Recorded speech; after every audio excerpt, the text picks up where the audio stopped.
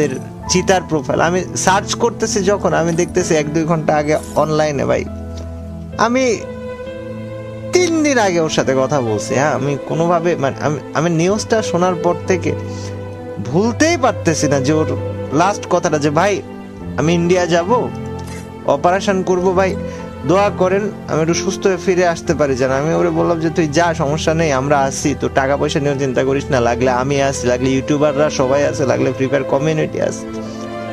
আসলে টাকা পয়সাটা মেন না, আল্লাহ তাআলা যাকে যখন যেভাবে নিয়ে যাওয়ার তখন সেভাবে নিয়ে যাবে, এটাই স্বাভাবিক।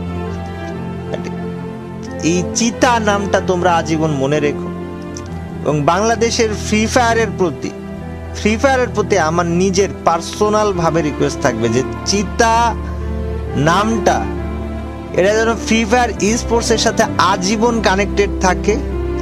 ফ্রি ফায়ার নিজে যেন এই চিতা এই নামটাকে আলাদাভাবে রিকগনাইজেশন দেয়।